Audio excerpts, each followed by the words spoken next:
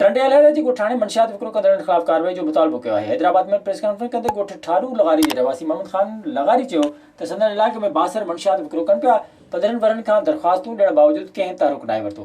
हुन चयो त मंशियात ख़िलाफ़ आवाज़ उथारण ते संदसि घर मथां हमलो कयो वियो पर हू बची वियो। ॻोठाणे आला अख़्तारनि खे अपील कई त ॻोठ मां मंशियात जी लानत जो ख़ात्मो आणण खेसि तहफ़ुज़ ॾिनो वञे। मलीर में नाफ़रमान पुट जो सतायल पीरसन पीउ इंसाफ़ लाइ प्रेस क्लब पहुची वियो। पीरसन अहमद बख्श जोड़ी दाहिंदे चयो त हुन 4 पुटनि ऐं 5 न्याणियुनि खे बहितर तालीम ॾिनी आहे, ज़िंदगी जी कमाई बराबरि जी बुनियाद ते विराई। हुन चयो त नज़र मोहम्मद नाफ़रमानी कंदे मिल्कियत ॾियण लाइ तशदुद कयो। पीरसन अहमद बख्श जोड़ी जो अपील कई त नाफ़रमान नज़र मोहम्मद ख़िलाफ़ कार्रवाई करे खेसि तहफ़ुज़ ॾिनो वञे। जॾहिं में कोस्टर ड्राइवर जी लापरवाही सबबि मथां वेठल मुसाफ़िर किरी फोत थी वियो।